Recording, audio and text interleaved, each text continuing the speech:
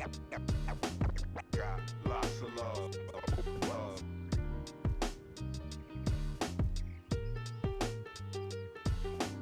Got lots of love. Love. Got lots of love. Love.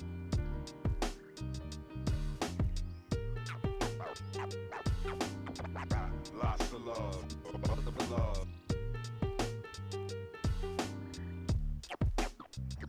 Got lots of love. Love. Got lots of love.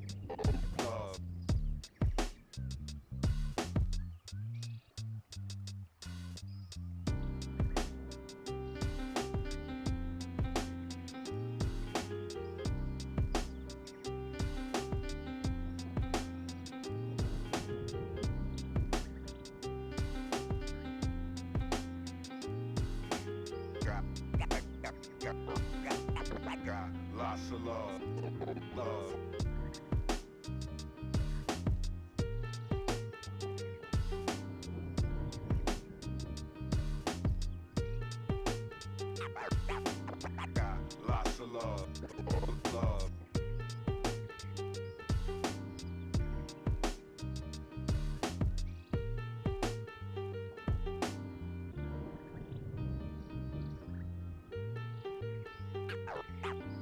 Got lots of love. Love.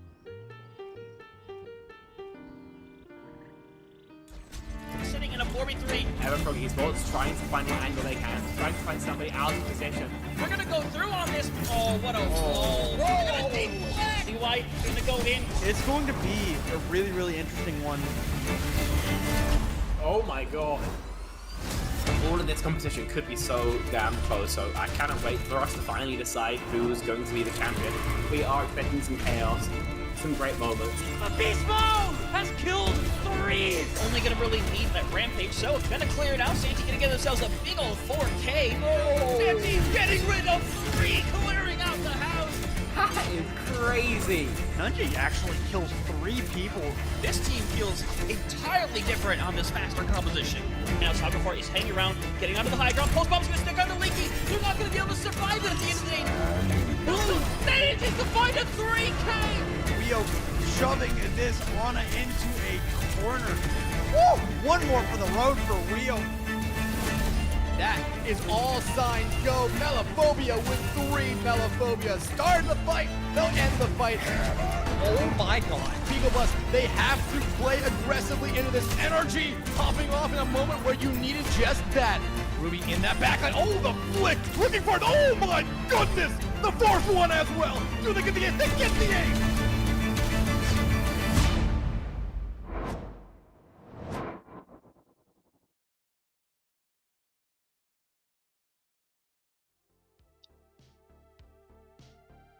Hello everyone and welcome to CGL Season 15 here. Losers round 2, Silvoc lovers step up against Celestial Knights to determine who stays in and who goes home in shame. It's D-Lo here on the mic alongside my friend, it's Vert, Almighty Eye in the Sky, Rhino Varad, keeping the prod lights on and the camera steady. Vert, how we feeling?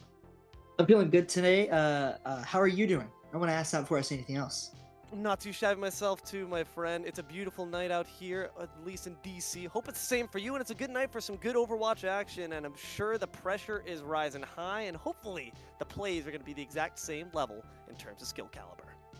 Yeah, and I'm thinking it probably is going to be Dexatron, who I casted with the other night, made an excellent observation that the Masters bracket has been by far the craziest bracket in this tier. We've had upset after upset, and one of the teams we're watching tonight, Celestial Knights, took the #1 seed to a map 5, and before that, the #1 seed, SOS, had only lost 2 maps all season. They doubled that in 1 game, so it's been a crazy bracket. And tonight we've got them playing again versus Silvoc lovers, who were knocked out in round 1. But I'm thinking it's going to be a great game today. I mean, the fact that you feel like you're riding high, right? You're eating out that silver spoon at the Celestial Knights, and then you get knocked down here, maybe far earlier than you expected. I always say that adversity is where true players make their legacies, find their way to stake their claim at its very best, because if you've been expecting to just kind of cruise to the very top and all of a sudden you hit a speed bump, what do you do now? Are you able to overcome that, or do you find yourself in the doldrums of a defeatist mentality? God hope Celestial Knights have not given up all hope just yet.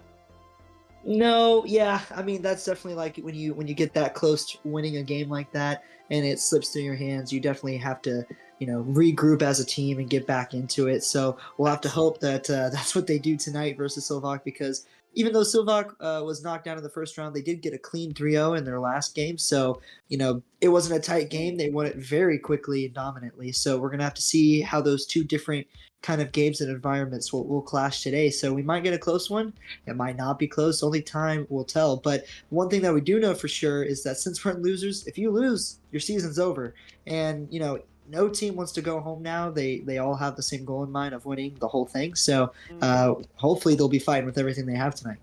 You got to imagine, right? I mean, that fact that you point out, the fact that Silverlock have stepped up from a sweeping victory, the momentum behind that, if you can start off with this first map, taking that as a W, it will feel like a massive surge of wind behind their sails. Whereas Celestial Knights now, they're coming in maybe feeling a bit bruised, a bit battered.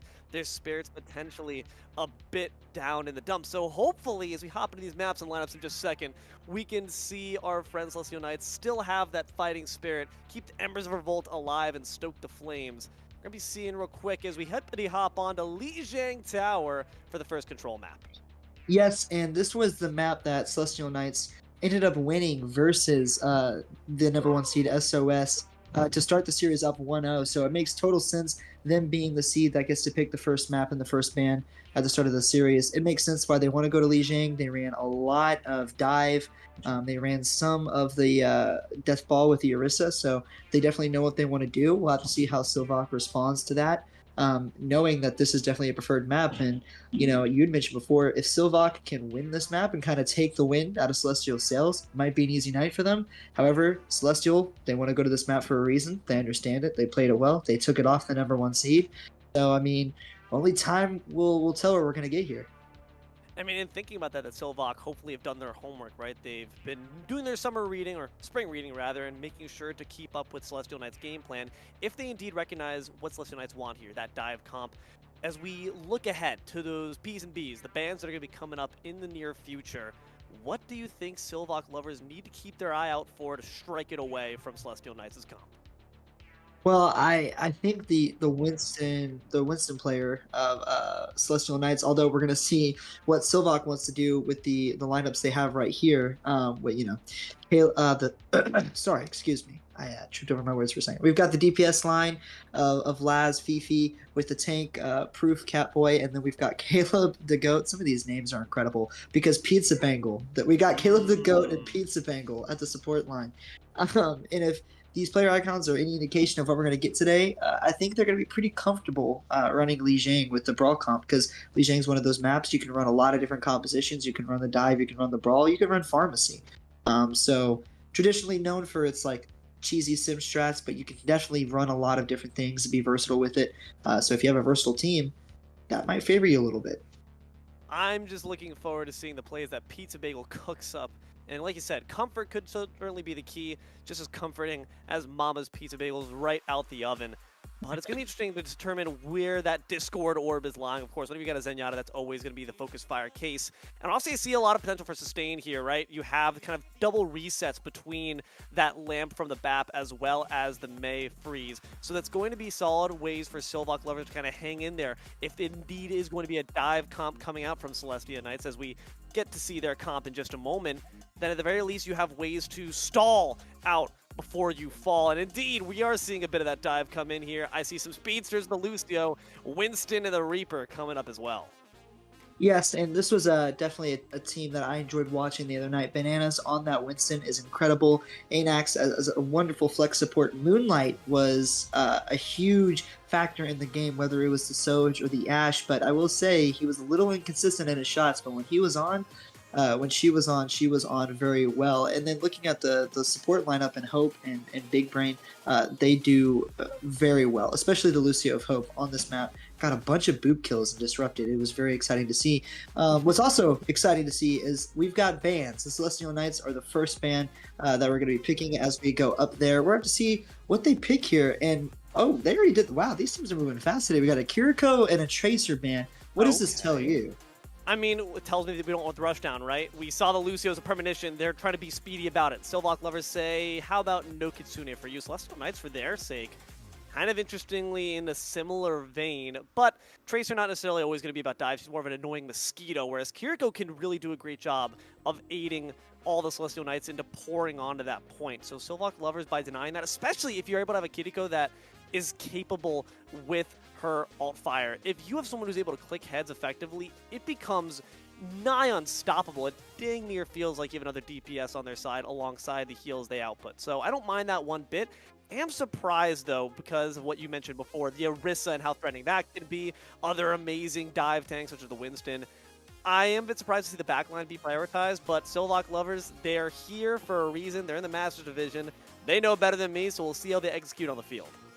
Yes, I definitely think that the Kiriko, I do think Silvoc did do their research and their watching of the VOD, because the Kiriko on the side of the Winston definitely helped them so much, having that Lucio Kiriko. You just go in, it's such a rushy and fast composition. So they might be looking to play an Ana on the side of Silvoc, because, you know, disrupt the Suzus, you know, just keep the antis on the field.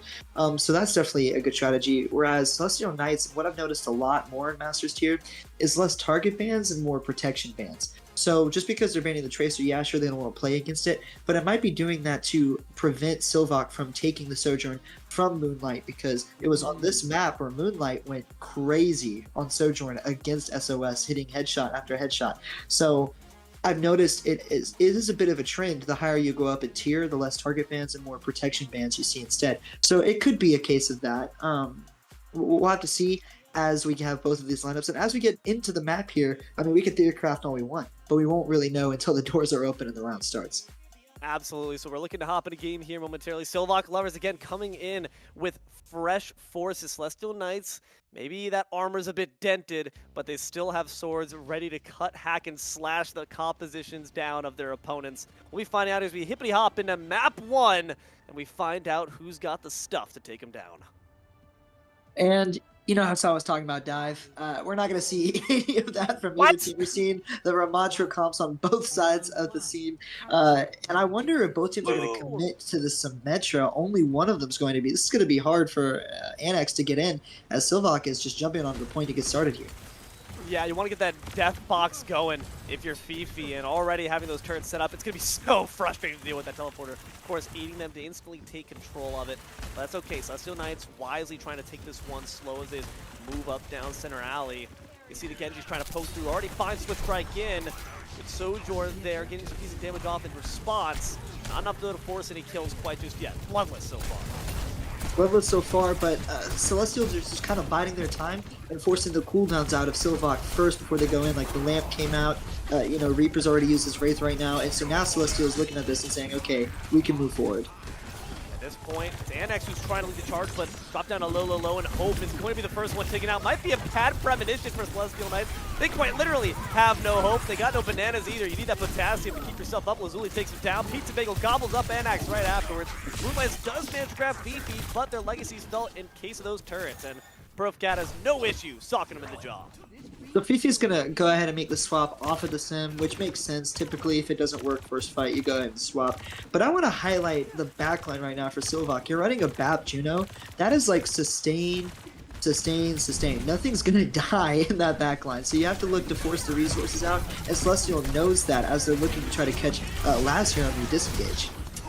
Lazuli on so much damage, but then this form, keep Banana safe, and the Dragon Blade gonna hunt down the Lamp as well as the one who threw it. Pizza Bagel goes down as well. The entire backline, both supports taken out. Moonlights will follow Lazuli. Gets their own 2-piece for the trouble.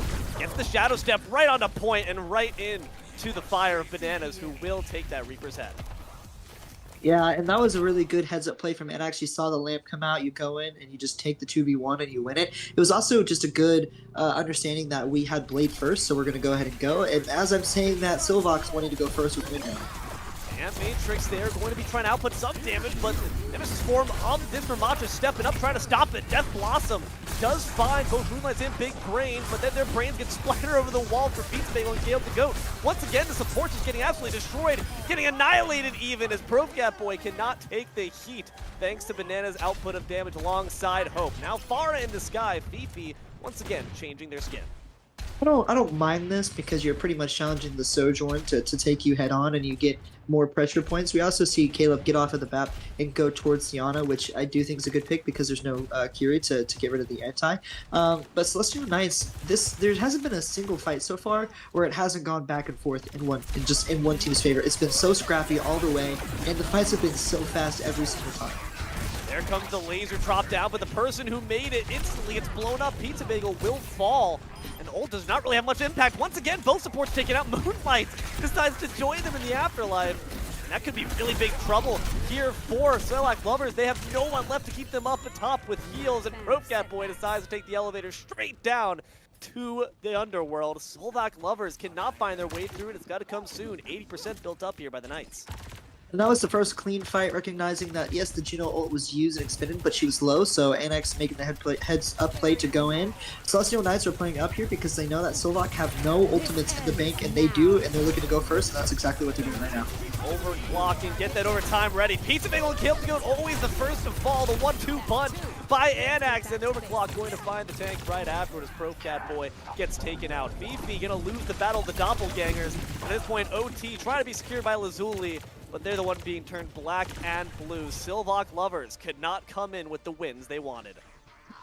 You know, and as I mentioned before, up until the last two fights, there wasn't a single fight for either team that went decisively in either's favor. And so I think, you know, with the mechanic potential you have with your DPS line and Fifi and Lazuli, you want those scrappy fights, because as it went on later, Lazuli was getting more picks and it swung the favor of the fight further into the hands of Silvoc, whereas it looks like right now Celestial Knights, they have the more clean engages in the last two fights. Those were very decisive.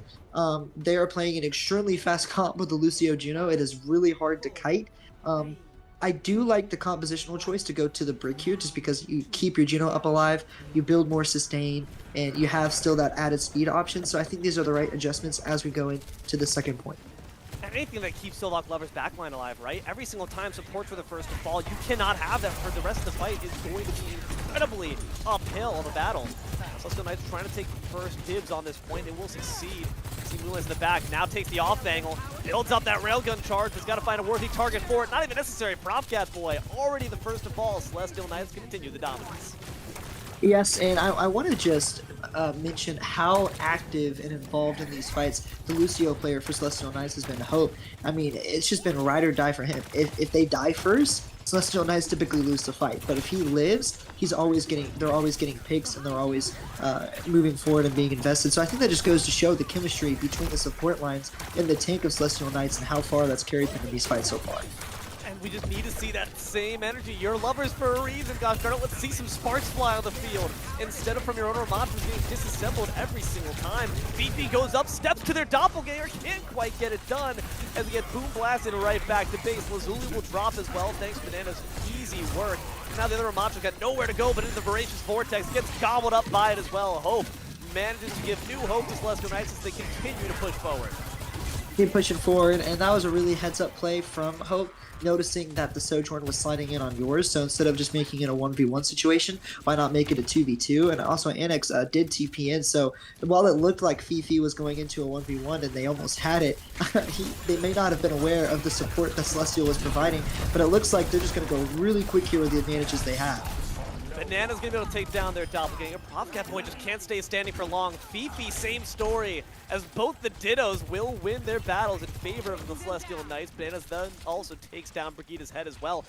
The strategy Silvoc Lovers have had of trying to get picks that make sure they can stay stronger, stay up a bit longer, it's just not working out for them. These shields get torn apart like rice paper, and these vortexes slow their approaches even further. Here comes the Lace at the very least, trying to get something different going. Big Brain gets taken down. Hope as well, and now this time Celestial Knights have lost their supports.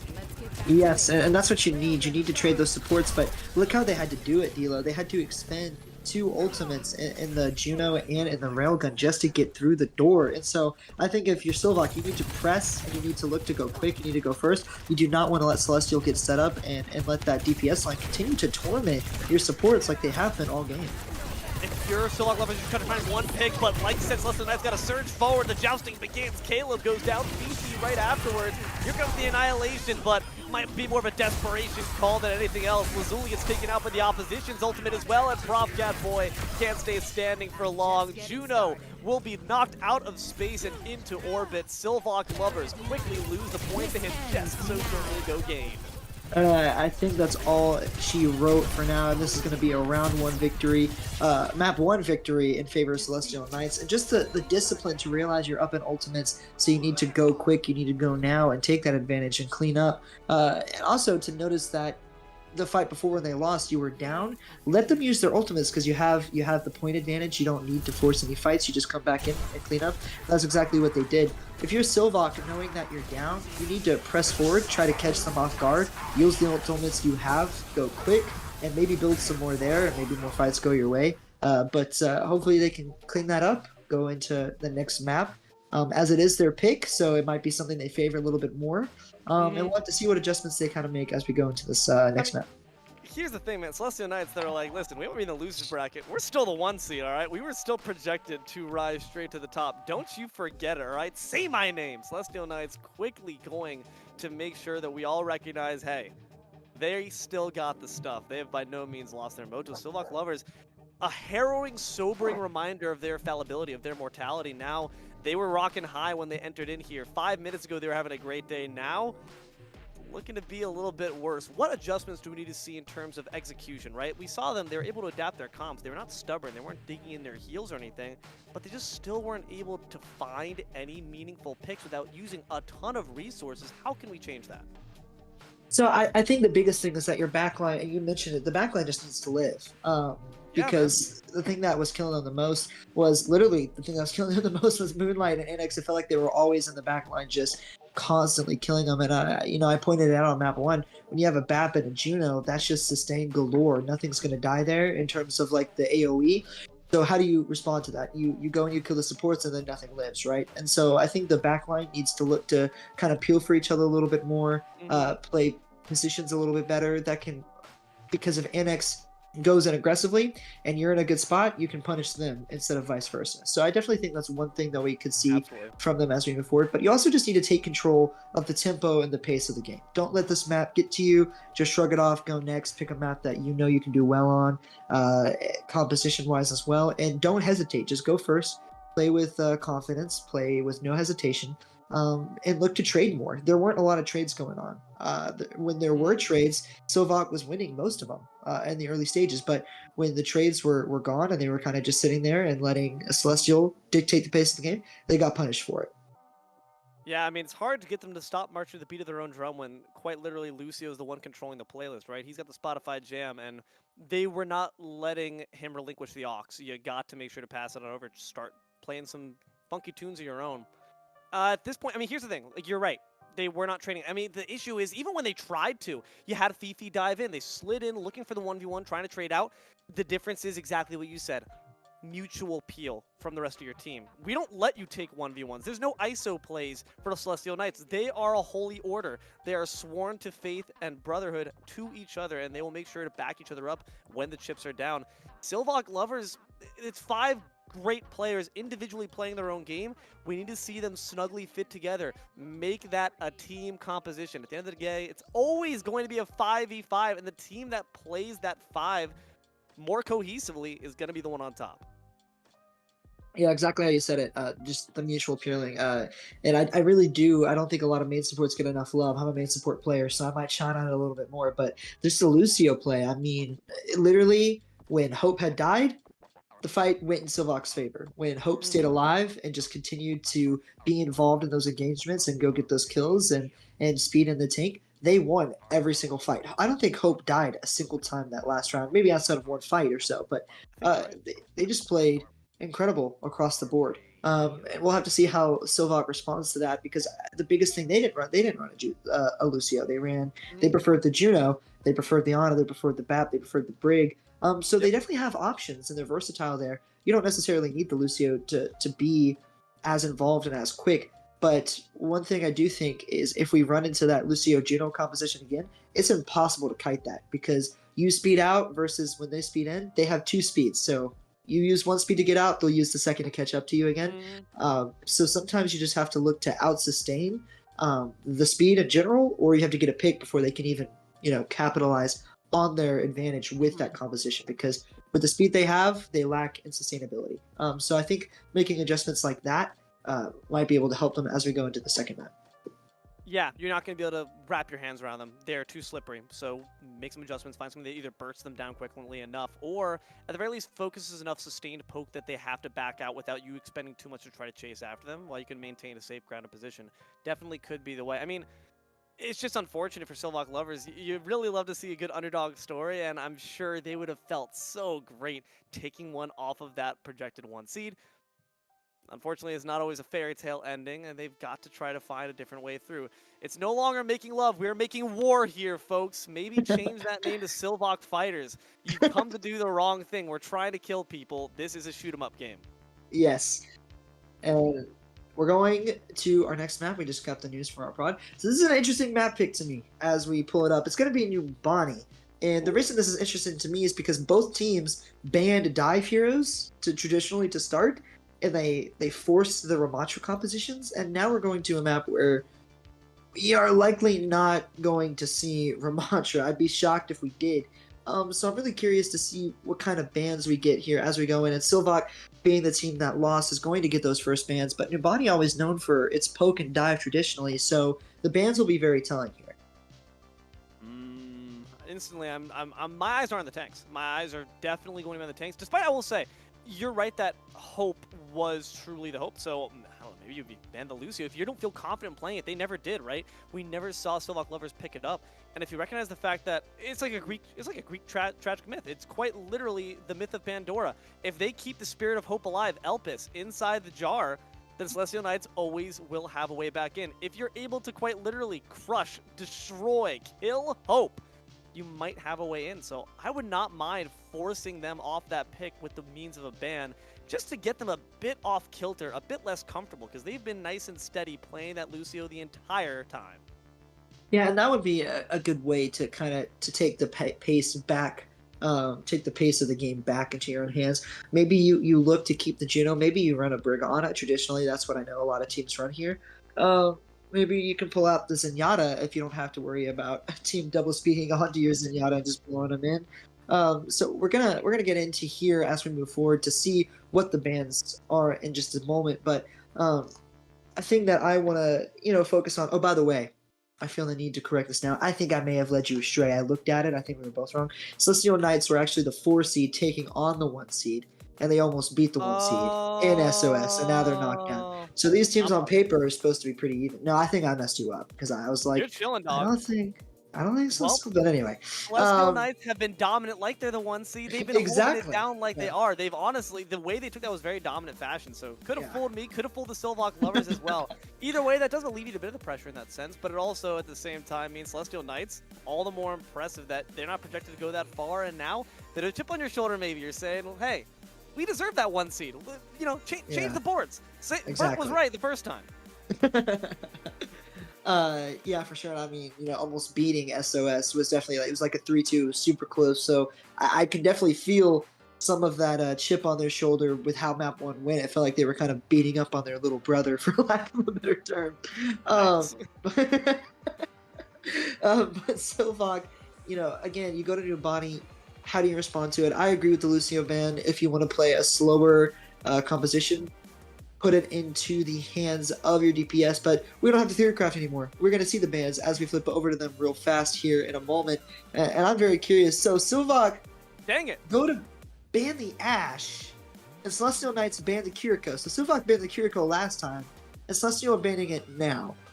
And that's interesting to me because Celestial ran a lot of Kiriko in their game versus SOS. So I understand the Ashe pick, but what's the beef with Kiriko here? I don't get it. We hate her.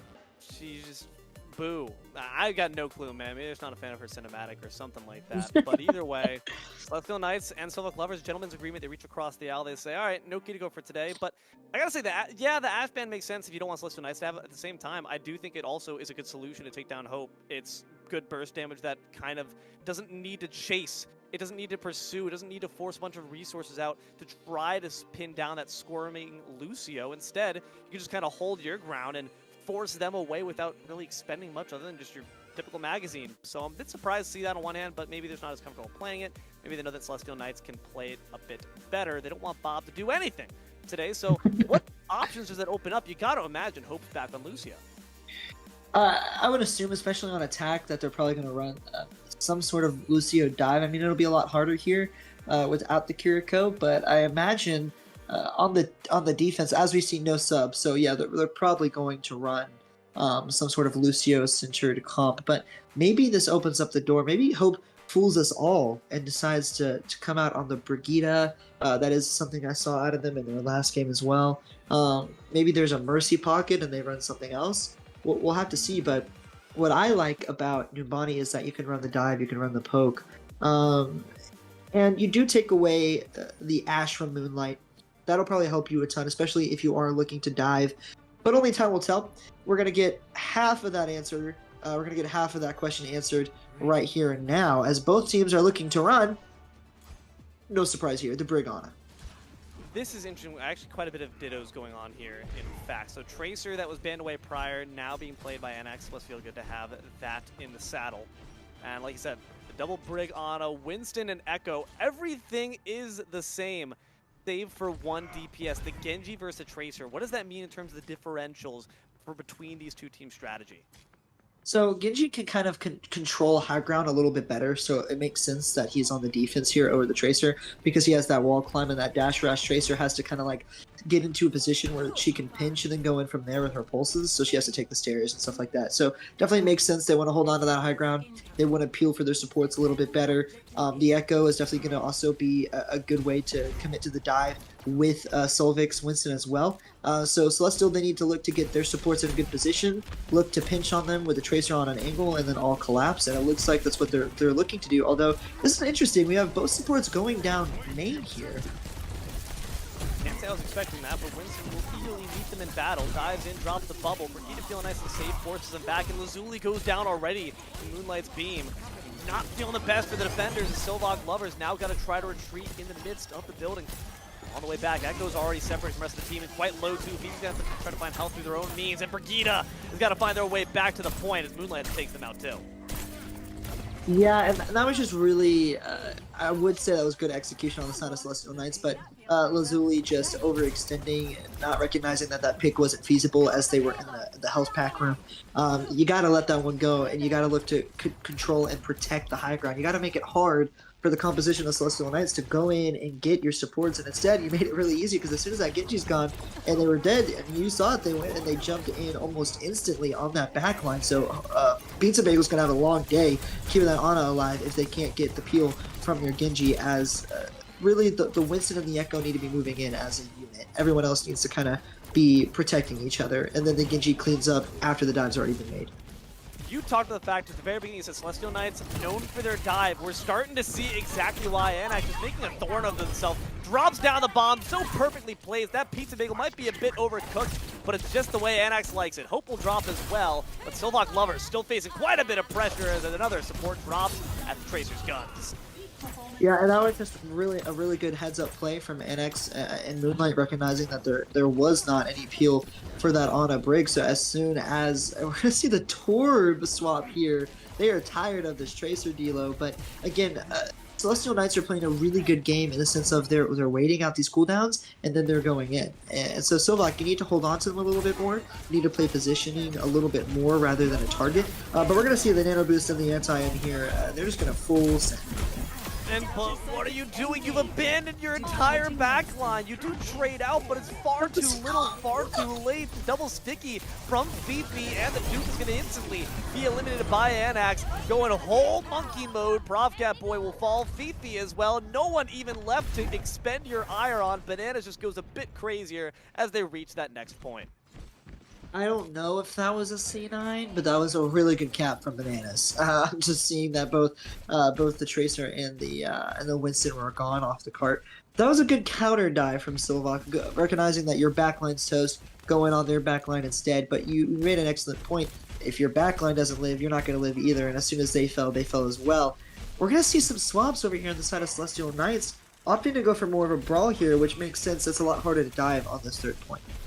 I mean, it doesn't seem like they've had any issues, though. Nary a speed bump encountered ever since they captured Tail, and even before they captured it. Their first push, they're in with Tane. Now here comes the Nano, but instantly put to sleep. Proofcat Boy gonna take a quick little nap inside the classroom before they continue to rage out, but not being able to find any picks for it. The turret goes down. Hope finally will be taken off the map, but will this be a Greek tragedy or a Greek triumph? Fifi taken out by Anax. Once again, the Dupe Wars won by the Knights. The bomb gets dropped, but Anax doesn't find the target. Silvoc Lovers still stand strong, but for how long? That was, you know, again, how long? Because it looks like Celestial Knights are looking to re-engage, noticing that the Winston has no cooldowns left. But Pizza Bagel, this might be a little bit of an overextension on the rally. No, they're going to manage to live. Fifi around the right side, trying to poke, but at this range, not going to be the easiest case. For Mantra, I think of it poked as well, but Anax, a heat-seeking missile for Fifi every single time, just proving why you should have banned that pick maybe a second time in a row. Of course, we can't do that, so that means we got to try to go in for the attack. Fifi instantly gets Buyer's Remorse, instantly gets dropped down to 50, barely able to stay alive. Silvoc Lovers holding the points better than they have so far, but just as soon as I say it, Provcat gets put on a spit. Here comes the Torrent Molten Lava, but it's not going to be enough to quite take them down. Hope gets robbed of their life once more. A great bomb by Fifi, but Killed the Goat gets put in their place as well by the opposing Tracer. And I think it's just going to be a cleanup from here, as we're going to see a few last-minute touches on the side of Silvoc Lovers.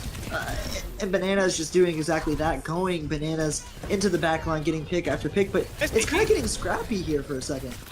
Gets the trades that we were asking for, but also, just as you might imagine, right after Fifi trades in their life too. Killed the Goat once again put up for the slaughter. It's lamb chopped. It's one more pulse bomb to add insult to injury, as Anax will fall on their own sword. Celestial Knights handily clean up that first attack.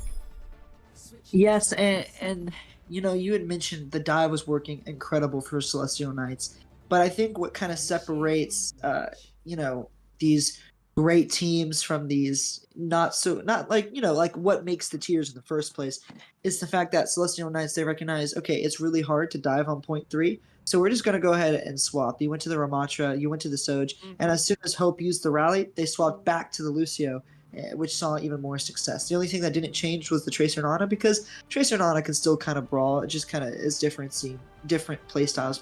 If you're Silvoc, you have to recognize these things and look to change it, and if this composition that I'm seeing on my screen right now is true, this is definitely interesting. And honestly, I support it, because if you're getting down to the dive, you feel like you need to throw a curveball, why not? Just complete bunker. Just to the ye old days of Overwatch. With the Reinhardt Fat Shield in front of a big Fat Bastion artillery form. And it's going to be an absolute headache for anyone who's got to step up against it. That's pretty interesting to see. Celestial Knights this time on the defense. And again, Silvoc Lovers, big uphill battle before them. Celestial Knights, given that they were able to take that first push, you got to imagine Silvoc Lovers want to do the same, if not only to get as much maximum time as possible to push that payload, but also to prove to yourself that you can slate it up with the big boys.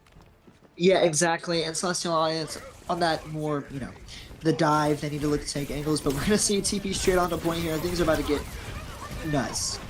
Big anti there instantly on a Prof-Cap, but they're only dropped down to half. Still can stay alive, but we need to find heals for the Reinhardt quickly, or the Bastion. Everyone's getting taken out. Lazuli does find 2, robs them of their hope, and takes their bananas as well for takeaway. Fifi will go down. Lazuli right after. Anax putting up a clinic, but Prof-Cap with one last flaming strike finishes the job. Big Brain does away with their double, and Big Brain will shortly be taken out by the axe. So Prof-Cap separate from the rest of the team, but doing well already on this Reinhardt pick. Question is, can we actually manage to secure the point? That's a bit of a different story. Pizza Bagel here to provide a bit of support, but not even that first tick would be guaranteed. Yeah, this is still very far from over as Celestial Knights. It was a scrappy fight. The picks didn't really go in their way. They're going to have a chance to re-engage here. So who can set up better and make better off those engages, we'll have to see. Only time's going to tell, as there's a fight going on point right now. He gets antied. Procat, though, still up with a decent margin of HP, but nice there. The Cold Casting fans the hammer and might just be fanning the flames of their revolt. Procat could be stamped out. Pizza Bagel right after. Bananas will go down as well with the grenade. That's not quite enough. Bit too little, bit too late. Anax still around this corner, still forcing Fifi to stay put, whereas the rest of the team gets a stranglehold put around them. Hope bludgeons Lazuli to death. The Bastion's forced back. I think if you're Silvoc Lovers, you have to look to make some sort of... Oh, what a stick! Get it off my screen! Oh, disgusting. Caleb the Goat, it feels like, has not been given the liberty to even live for a second if they're anywhere near Anax. These supports are not safe by any means. Not at all, and I could see why Tracer was definitely banned that first map. But as I was saying, if you're Silvoc, I know ultimates are coming up. You need to look to swap soon because Celestial Knights, they're just playing their resources well. They're playing split. They're making it extremely hard for Silvoc to get onto a target because that's what Silvoc wants to do. They want to brawl, but you can't brawl something that's not there. Oh no, Winston is though, and he's angry, all nanoed up. Doesn't need to unleash the rage just yet, just forcing them back single-handedly. The Tesla Cannon, Artillery Strike does manage to take down Moonlight.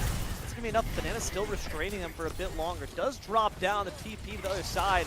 Grand Silvoc Lovers another chance at trying to take him down. Sleep dropped, and Bananas will go down. Fifi trades their life. Anax continues to be a mosquito with a Glock in hand.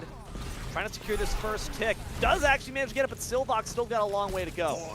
They do, and I just need... Oh, what a shatter on the side of... Got the whole back line, and that's definitely going to secure the fight win here for Silvoc Lovers, even though we have some stalls on the point. I think NX is going to try to make the most of it, and we have actually a Primal on the point. They might try to flip this. Oh, but Fifi did take down NX. Killed the Goat once again goes down from the Primal Rage, but the payload will be secured. I'll leave with a lot less time. Banana's going to go out with their last breath fighting. Profcat takes the kill. Silvoc Lovers still got an awful long way to go. We talked about how unconventional his composition was. We did switch off the Bastion. Are we liking how we see Silvoc playing this Rhine? I'm not loving it because the team's not committing to the Ryan. The Ryan's going on and trying to fight people. And with Celestial swapping to this Ramattra, this is worst case scenario if you're Silvoc. Having the Brawl versus the Reinhardt, you're not going to have as much success, especially with Moonlight's getting a pick onto Fifi so early. This could be trouble. Is already Fifi down. Anax goes down as well to their own pulse bomb. Embarrassing. That's A-okay though. Celestial Knights haven't really lost too much ground for it. See all support ultimates online, but Killed's got to stay alive to get it off the right time. Does nano up Profcat, but are they going to find too much use for it is the big question. Lazuli's already down in the back line thanks to Nemesis Storm Bananas. Moonlight's takes down Pizza Bagel. When Profcat goes in, everyone else is completely abandoned, and he's a parent without children. No one to shelter behind his shield save for his own steely self, as once again, Silvoc are pushed back. Yes, and you see Celestial Knights, they commit to the Lucio Juno because they're committing to the Ramattra. They're just going all in together. Whereas Silvoc, they're running a Reinhardt, and we got a little bit of a Tracer duel that Fifi's going to get the better end of. So that definitely puts them on ahead as they get up here. And we're looking for a pulse now. We'll find it. In fact, they still manage to get it off, but it's only fireworks as Moonlight just completely drops him stone cold to the floor. Swarm was going to take it up. You got to take down the back line. Moonlight's going to be able to stay up for just a bit longer, but a great sound barrier from Pizza Bagel keeps them all healthy. Did I say that because Profcat looking a bit dead for it? Big Brave managed to take that kill down. Now it's all up to Fifi, managing to take some notes from Anax's book and then also kill the person who wrote it as they beat them to death. Excellent work by the Tracer, looking for more, but Lazuli, they could have done it. Bananas as well on the point. Still being forgotten, looking for Lucio right next. Can we rob them of their hope? Pizza Bagel says yes, we can. Yeah, and that one, you know, if you want it to be scrappy and go in your favor, Fifi has to clean up, and that's exactly what they did when they got back, getting a 3K for their trouble. But again, Silvoc, you just need to commit to the Ryan, and especially with the amount of ultimates coming out, but they don't even want them to ult, they're just going to go full steam ahead. Nice, we're approaching that second point. Doesn't really seem like anyone can actually try to touch, but Hope will try to give them enough to do. Drops a sound barrier too, buys some time. Pizza Bagel is dead already, but the nano is available. Kill wants to expend it here, and indeed they decide to. Profcat empowered and full Cassidy up top, looks for the Deadeye, drops down, but behind the truck, no one is going to be able to find it. In fact, he's packed up in the trunk instead. An amazing kill by Anax right alongside Caleb after. Fifi's got the pulse bomb, but you can't get close enough to use it. Profcat annihilated. Yes, and that was an initial good heads-up play on the side of Silvoc. You see the Lucio and the Juno come out, and you go and you temporarily kite it, and then you use the High Noon on the high ground. If anything, the High Noon should have just stayed there, or Celestial off the point, and then you just cap for free, but instead, you didn't, and now Celestial Knights are looking to go into their face. You have another pulse bomb. It's not going to find other targets, but 3 off the Deadeye. Moonlight's going to make you see nothing but the darkness as Bananas takes down Caleb right after. We're walking into spawn now. At this point, it's just disgusting. Celestial Knights going to take this one in spades. They move on. Overtime secured, but not going to be much other than to watch it whittle down. Silvoc lovers, unfortunately, ended up being lovers, not fighters. Yes, and we're gonna. Celestial Knights did everything they needed to take it to match point. I think it's funny. I said at the start of the map we were probably not going to see the Ramatra, and we ended up seeing the Ramatra. We ended up seeing a Reinhardt composition. So I think that just goes to show you the level of composition and variety that we will take it to here. And that's just an insane 3K on the side of Moonlights. There's also a heads-up play from Celestial Knights to double speed the Cassidy past the Reinhardt shield and go and get some kills. So really good execution. I think the biggest thing here is that Celestial Knights have just been committing to what they want to run more than Silvoc has. They're running kind of a bit of a mixed comp. You have an Ana with a Reinhardt, which, you know, can work if you're just playing it a little bit differently. They needed to play more stacked. They needed to play more together. They needed to commit to something, and their indecisiveness is definitely what led them to end up in this deficit. Yeah, we just seem like our front line and our back line are not in sync. We need to recalibrate because every single time you have Cat going in, the back line just does not seem willing to dedicate to the cause. And this can sometimes happen, of course. I'm not sure if it's an issue of communications, if it's tilt, but sometimes, you know, when you're taking a hard loss, you just kind of go silent. You go radio silent, and then you don't communicate. And the issue worsens. It's a downward decline. You need to make sure that, honestly, proportional to how unfortunate the battlefield is going, you're talking more, you're communicating more. You've got to keep in lockstep with your team. Because if Cat's going in and sees that everyone behind them is dead, doesn't matter how good of a shatter you land, you're not getting enough kills to make up for it. Yes, and I exactly agree, and maybe the break that we are coming up on will allow Silvoc to kind of get that regroup that they need, get on the same page, because talent-wise, they have the talent to take this to the distance. Fifi was winning a lot of those ones. Cat was definitely getting a lot of those kills on the tank, so you have the talent, you just got to put it together, and we're going to run to a real quick break and see if they can figure it out, and we'll have to see what happens, so grab a snack, go use the restroom, do what you got to do, because we will be back on the other half of the series in just a few minutes.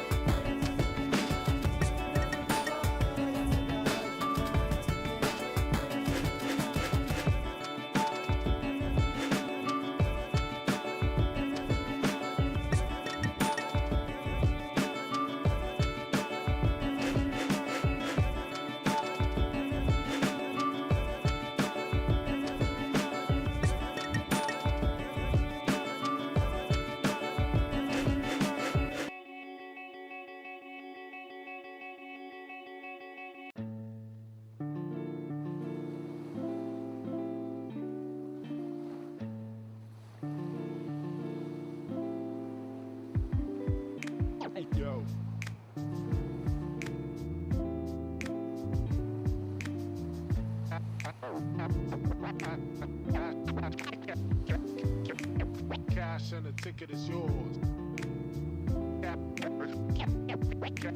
Cash and the ticket is yours.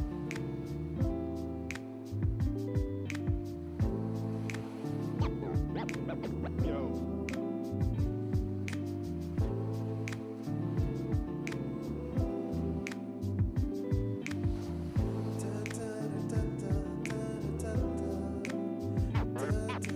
Cash and the ticket is yours.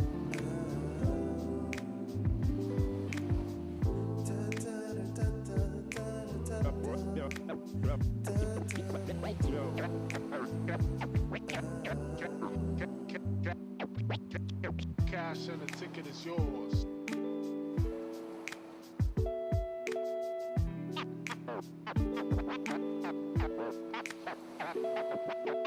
Cash and the ticket is yours.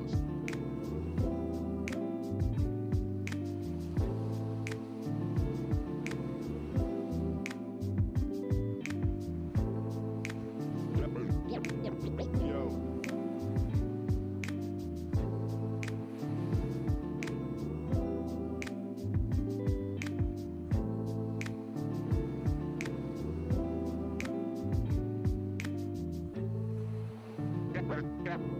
Cash and the ticket is yours. Yours.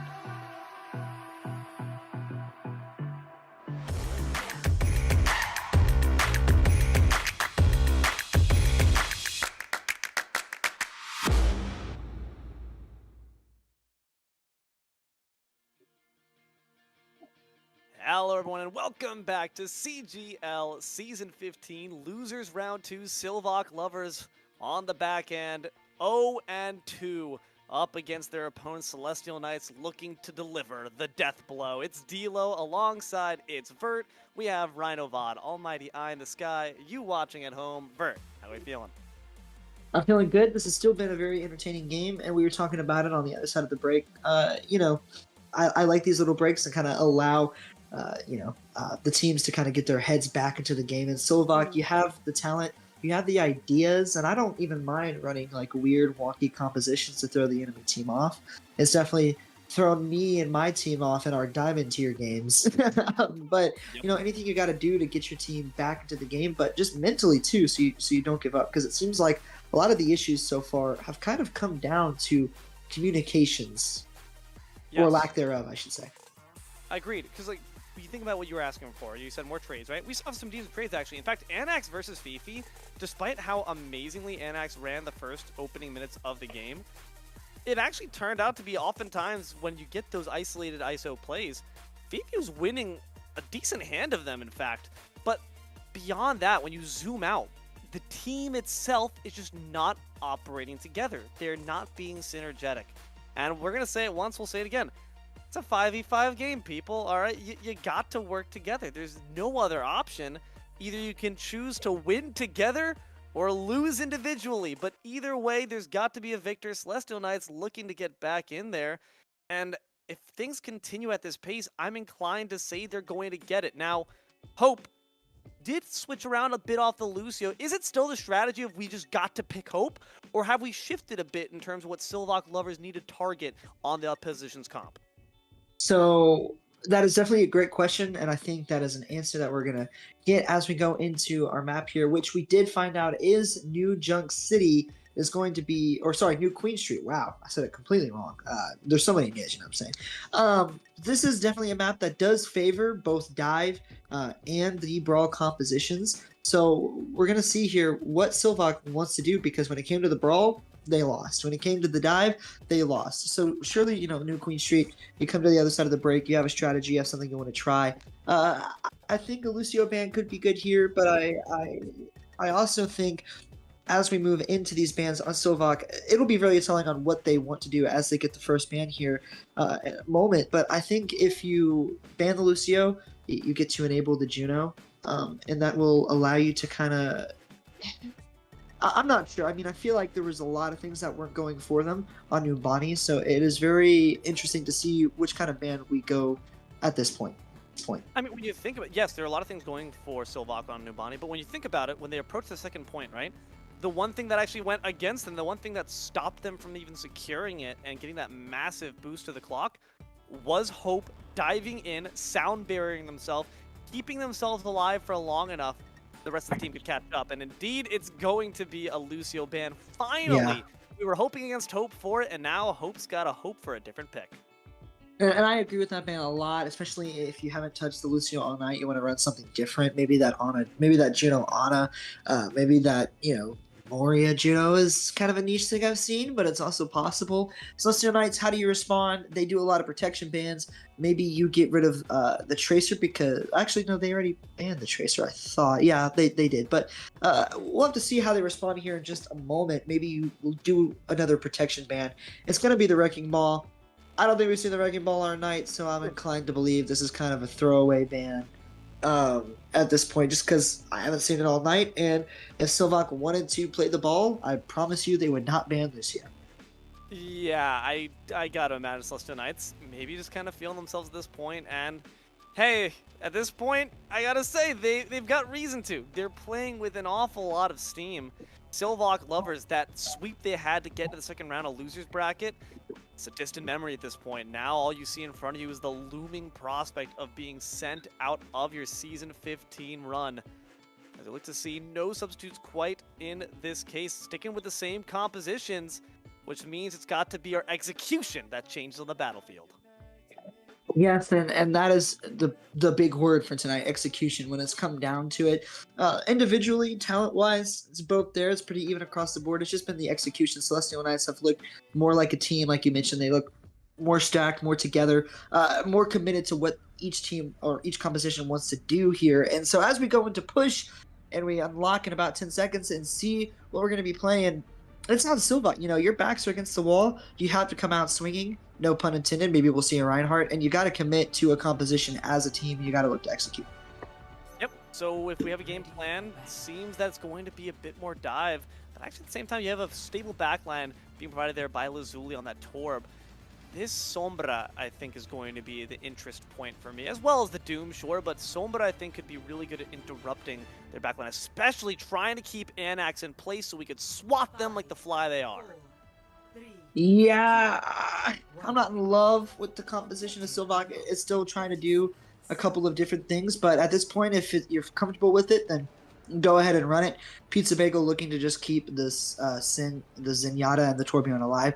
As Celestial Knights, they're running a JQ Brawl. They want to take it to him. Why run Ramacho when you could just run Queen instead? I love Junker Queen on this map. I think the steam that she's going to output is going to be so frustrating to deal with alongside Hope Big Brain. Honestly, there's a lot of great self-sustain between Anax as well, and doing a great job. Any time that we see a Torbjorn on Silvoc's side, those turrets instantly get destroyed, and it's not any different here. Not any different here as Fifi's going to get picked on early by Bananas. I'm not sure really how that happened, and Celestial's just going to kind of clean up off of that. Oh, the Discord Orb is going to potentially turn this fight around. At least get Bananas, but like you said, we're already starting to see the discordance in the sense that Lazuli and Caleb stand far back, and Profcat and Fifi go far in. We just naturally have different ranges these characters want to play from, and that means, again, you can't really dependably rely on your team to keep you safe when you're in trouble. I would definitely prefer a different tank pick here because this is such a low heal composition between the Brig and the Zenyatta. There's not a lot of sustain here. I mean, sure, there's a lot of burst potential between the Torbjorn and the Zen, but it doesn't really offer any follow-up. And I mean, look at that. I mean, Bananas just gets so much heal that the Discord doesn't even matter. That's disgusting. Lazuli dropped down feeling confident they're able to take the pick, and instead they're the one who has their head on a spike. Turret goes down too, means there's no contributions being had, and slowly but surely Celestial Knights continue to push on. Good pick by Caleb, way to win your one. But yeah, I mean, Celestial, they will move on here as Capo is going to look to kind of stall here temporarily, but can't really do anything as his backline is dead. But yeah, again, Celestial Knights just committing to their composition more, and Lazuli gets caught out somehow. That's going to further stagger this. I've never even seen a clean fight or engagement from Silvoc as they just kept getting picked before they could even really get in. And that's just because their composition is just so slow. This doesn't feel like engagement would be the right word for what we've seen. It's just been kind of like back alley scraps, you know, at this point. And I don't even know if we're going to be able to step up at this point. Lazuli's turret instantly gets torn apart the moment it's set down. Damage continues forward as no one from Silvoc Lovers even feels like they're liable to try to contest. The Doomfist steps up, but again, who's backing you up? Certainly not Fifi. They just got put down. Just got put down, and I know what, I think I just realized what we were watching. We were watching the backline of Silvoc in the opposite spawn holding Anax hostage. That is what we just saw, and now they are behind the enemy team walking back to their own spawn. That is so interesting. It's not really working out for you, though. Overclock going to take down the turret and the turret maker as they continue to launch more damaging shots into now the Roadhog. But all that spongy body mass, all that blubber just means all the more area to take on these knives. Bananas stakes them, and Celestial Knights handily take that push map. And with that, they move on to the third round of the bracket. Yeah, and I don't know what that was. Forgive me for laughing here, but we had the backline of Silvoc Lovers in the spawn of Celestial Knights, and it was a 3v5 almost the entire second half of that map, and so Celestial Knights just pushed forward and cleaned up, and that is an interesting choice, Dilo. I can't help but to wonder what to feel having witnessed that.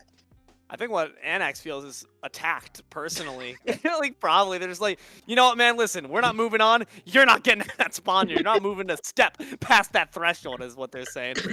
A Pyrrhic victory, but at the very least, it's a side quest for you to complete, so a bit of XP for you. Unfortunately, the main quest lies failed. Silvoc Lovers will not be able to move on, and this is where their Season 15 CGL run will come to an end. Celestial Knights, though, whereas before today, a few hours ago, they entered here with heads held low, feeling a bit down in the dumps. Now they can hold them high. Plumage shining, armor nice and sleek.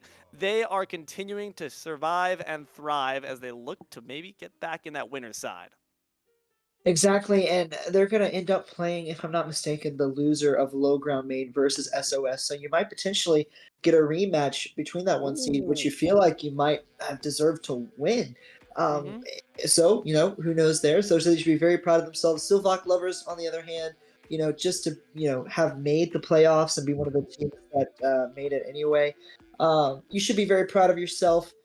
Clean up a few things, come back next season bigger and better. But we do have to move forward with the winner, so we are going to run to a quick break. But on the other side, we are going to have an interview from the winning team in Celestial Knights. So stay tuned, as you're going to want to hear the insight that we get as to how they got this victory.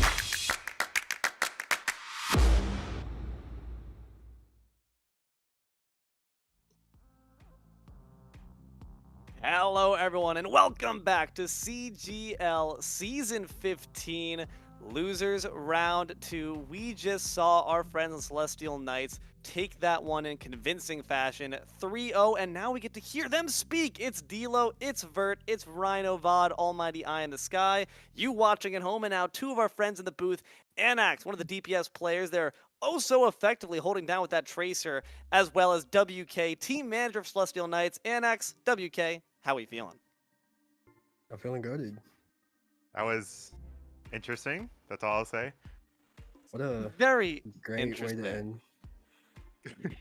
Yeah, I think we got to start with that, right? Like, there's just nothing else. We're all thinking it. Annex, my friend, how does it feel to star in the latest Liam Neeson Taken movie where you were held hostage, your own spawn, by all friends of Silvoc lovers? So, how does it feel to be movie star, bro? I mean, I was scared. Like, I didn't know what to do. Like, I peeped around the corner and there was a Sombra next to me. I was like, whoa, I can't peep out. So, Boop. it was pretty scary, but like, they had their priorities straight. I know I'm the main guy to take out for the team. But all good. Okay. It's understandable. Bird over Yeah, here. they definitely did not like the Tracer at all, definitely. So, but I wanted to kind of ask, you guys had a very close game versus SOS. It obviously did not go in your favor. What are the expectations you guys have for yourselves to go up against a team in SOS that is so talented and so strong, take them all the distance, come down to the final map? How do you guys feel moving forward? Like, how did you collect yourself, and what is your expectations for the rest of this tournament so far? I mean, after our last match, it was like we're one of the only teams. I think we're one of only two teams to take them to 5. I'm pretty sure at this point we've taken the most maps off that team. And like, people can say that they trolled maps all they want, but like at the end of the day, like, you might lose, and then is it still trolling? But after our last match with them, like, we were really optimistic coming into just the whole rest of the season, and we're excited to face them again because like it was such a close match, and we know that if we face them again, or when we face them again, that we'll definitely walk away with the win that time. Yeah, I totally agree, and I had the privilege of casting that game as well, and it was a lot of fun to watch. I always like a good underdog story. So, moving forward into the bracket, though, saying when you guys play them again, you'll definitely win them. But what kind of things is it going to take for you guys to get there? I believe, if I'm not mistaken, based off the bracket, you're going to play the loser of Low Ground Main versus SOS for a chance at the championship game. What is it going to take out of you guys to get there? I think for us, it's just gonna take a lot of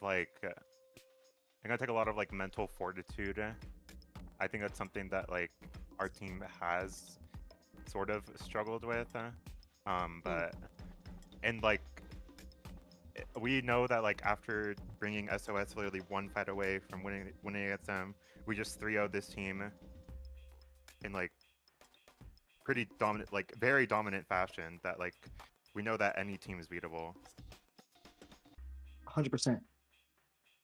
Yeah, I mean, you guys definitely played lights out there on the court today. So again, much respect to you. Anax, this question is for you, my friend. I want you to take me inside the comms, or I want you to take me into the battlefield real quick, because a key theme that me and Vert were touching on is the fact that you guys just played seemingly far more synergetically. The communication seemed to be much more on point. Can you take me inside the HQ? What is it like? Is there one person primarily shot calling? Is there everyone kind of constantly feeding information to this one hive mind that is Celestial Knights? Can you try to give me a bit of insight into how your team operates that way? From my perspective, I usually call out my positioning as first of all, and then we usually like make a plan how to play it, and I usually initiate the fight and see where it goes. I'm like constantly listening, also trying to play the game. But it's pretty hard, but like once you see your own teammates like where they're positioned, I start to know where I should play. The comms are great too. Like DPS are constantly marking where the other people are, also yelling out who to mark and who's very low, so that enables me to get those picks. And yeah. I mean, you say it's hard, but you guys made it look like a walk in the park. So really, kudos to both of you. Anax, WK, before y'all head out, any shout outs, any last little words of encouragement or praise you want to give out to the crowd or any folks back at home? Shout out to my #1 fan, Madokudat. I know he's watching, so he's pretty chill. And my team, my coach, everybody else. Thank you. WK? Shout out Celestial Knights. Big shout out there to the team. Y'all took it in spades, and we're looking forward to seeing what more y'all can do as you continue to forge your way forth in Season 15 of CGL. Guys, thank you both very much for your time. And fortunately, that's going to be all we have for you here today on CGL Season 15, Losers Round 2. Our victors, Celestial Knights, there you just heard the vocal talents of Anax and WK. You just heard the talents of D-Lo and It's Vert, Almighty Eye in the Sky, Rhinovod. Please thank our production for all he does. We could not yell at games without him. And last, but certainly not least, thank you, loyal, obedient viewer, for your time. We hope you've enjoyed these series just as much as we have. Keep an eye to the sky for more CGL content coming at you in the future. Until then, good games. Good night.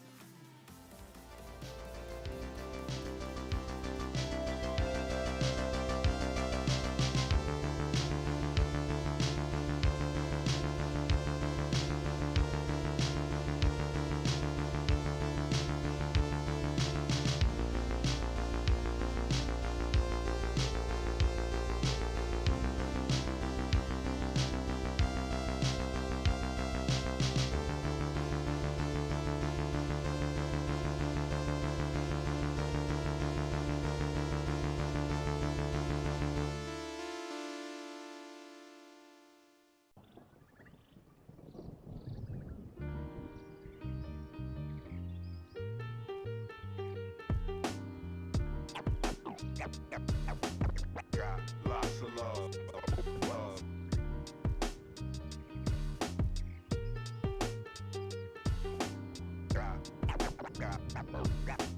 Got lots of love.